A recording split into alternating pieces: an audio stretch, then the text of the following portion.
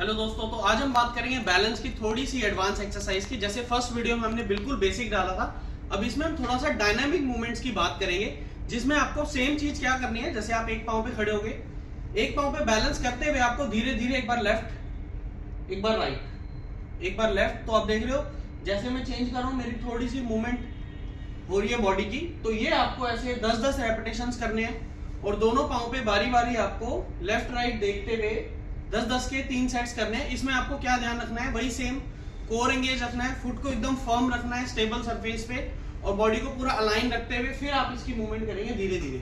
आप हाथ ऐसे भी रख सकते हो जिससे कि थोड़ा सा और आपको बैलेंस मिले। और आपको लेफ्ट राइट देखते हुए ये 10-10, 15-15 के 3 सेट्स करने हैं। सेकेंड एक्सरसाइज में आपको क्या करना है, एक आपको बीच में स्टेबल सरफेस पे खड़ा होना है और आपको थोड़ी थोड़ी दूर पे कुछ चीजें रख देनी है। आप कुछ भी रख सकते हो घर में, अगर आप घर पे एक्सरसाइज कर रहे हो तो जैसे कटोरी या कोई बॉटल वगैरह। और आपको एक पांव पे खड़े होते हुए उस चीज तक आपको अपने पांव को टैप करने की कोशिश करना है। आप शुरू में वापस आते हुए पांव रख सकते हो, यानी कि यहाँ पे भी टैप कर सकते हो।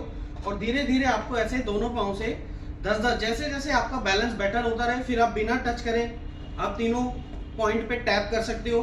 तो ये एक्सरसाइज भी आपको दोनों पांव से करनी है और इसमें भी आपको 10-10 रेपिटेशंस के 3 सेट्स करने हैं। इसमें भी वही बॉडी को एंगेज रखना है, एकदम स्ट्रेट खड़े होना है, कोर को एंगेज रखते हुए धीरे धीरे आपको ऐसे टैप करना है और इसको 10-10 या 20-20 के 3 सेट्स आप कर सकते हैं। लास्ट एक्सरसाइज में आप क्या कर सकते हो, आप सेम एक पांव पे खड़े होगे।